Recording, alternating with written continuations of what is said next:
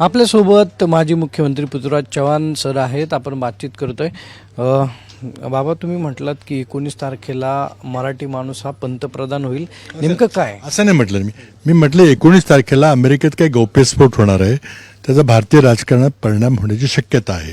आणि ते झालं तर त्यातून मग मोठं राजकारण घडलं तर अगदी वरच्या पातळीवर जर बदल झाला तर मग भाजपचा कुठेतरी दुसरा नेता पंतप्रधान होऊ शकतो. आणि त्यामध्ये मराठी माणसं पुढे आहेत आणि त्यामुळे मराठी माणूस होण्याची शक्यता आहे. नाही, पण हे संसदेत अमेरिका ती यादी जाहीर करणार आहे आणि त्यानुसार भारतातील किती लोक त्याच्यामध्ये? आता तेच सांगताय, ते 19 तारखेलाच कळेल.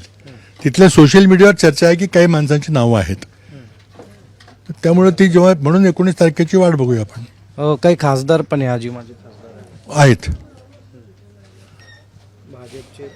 नाही आता ते आजीबाजी खासदार आहेत हे सांगितलं तर कोण आहे ते कळेल 19 तारखेला असले तर, कारण तिथल्या सोशल मीडियावरली चर्चा आहे.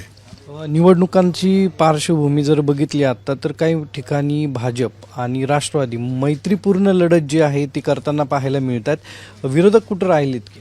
नाही, आता असं आहे की त्यांनी ठरवलं की ते एकत्र लढले तर त्याचा फायदा विरोधकांना होईल, म्हणून भाजपने ही स्ट्रॅटेजी केलेली आहे. राष्ट्रवादी अजित पवार गटाने ठरवलं की आपण वेगळं लढलं तर फायदा होईल, जो त्यांचा अंतर्गत प्रश्न आहे. मग हे दोन्ही राष्ट्रवादी एकत्र येतील असं वाटतं? नाही, आता ते मला माहीत नाही, ते त्यांनी ठरवायचं आहे, त्यावर मी काही बोलणं योग्य होणार नाही. मनसे तुम्ही महाविकास आघाडीत घेणार आहे? घ्यायचा प्रश्न नाही. आता आम्ही स्वतः लढणार आहे आमच्या ताकदीवर मुंबईमध्ये, त्यामुळे मनसे घ्यायचा प्रश्न नाही.